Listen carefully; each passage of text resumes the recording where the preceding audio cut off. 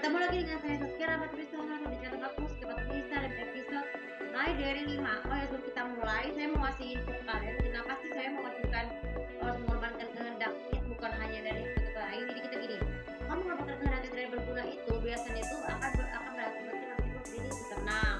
Tidak hanya itu saja, mengorbankan kehendak itu demi kepentingan agama itu juga membantu kita lebih beriman kepada Allah.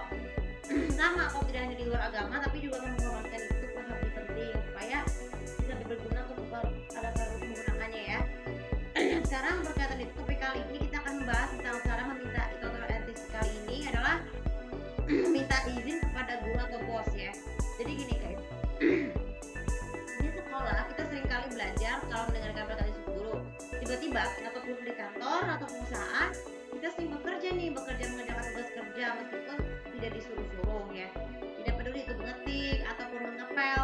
Namun tanpa kita sadari juga tuh kita merasa tidak enak pada diri kita, misalnya kita dahak, ada ingus ataupun doa terbesar. Nah, bagaimana minta izin yang betul? Pertama, kalian pastikan terlebih dahulu kalian minta izin sebelum merasakan apakah itu benar-benar ada dahak atau ingus atau tidak.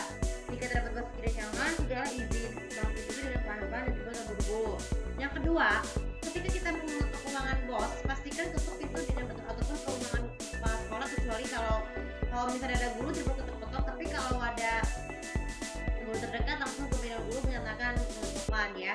Terus kemudian yang ketiga, gunakan kalimat kata seperti ini: permisi Pak atau Bu, ya saya ataupun di bos di kantor, dengan kalimatnya adalah pertanyaannya adalah yang bagus adalah bolehkah saya minta izin ke toilet katanya. Nah, namun maka dari itu guru dan bosnya akan mengerti kenapa kita bisa ke toilet, untuk emang untuk apa, kata misalnya tanyanya lagi kita semua wajib menjawab untuk membuang dahak ataupun buang air kecil atau buang air besar. Nah, seperti itu baru deh kalau disetujui boleh, tapi kalau itu tidak perlu ya, kecuali kalau misalnya bolak-balik berlebihan itu tidak baik ya.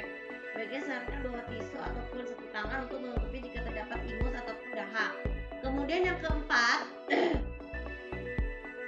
ketika sampai ke toilet itu pastikan jangan lupa juga tidak boleh terburu-buru atau tergesa. Kalau bisa terlalu tergesa-gesa atau berkubat banget nggak masalah, asal dengan kalau bisa terjun bisa pipis terus-menerus, jangan sampai terlalu di hati tersebut.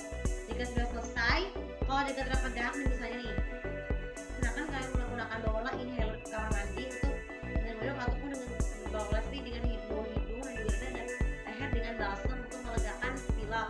Dan yang terakhir sekali, jika kita kembali itu silakan kembali ke kerja supaya ini nyaman. Jika masih terusan melakukan dengan cara sopan, tapi kalau dengan berlebihan tuh kondisi tipis itu kalau tidak segera diatasi, misalnya nih, kalau misalnya ada haknya tidak diatasi, silakan bawa tisu ataupun atau kalau bisa silakan tempat sampah terdekat untuk membuang yang di ruangan kerja untuk membuang itu, ataupun juga di ruang kelas untuk membersihkan seperti itu. Asal jangan terlalu menumpuk tisunya supaya bisa digunakan untuk keperluan lebih penting. Tidak hanya itu saja,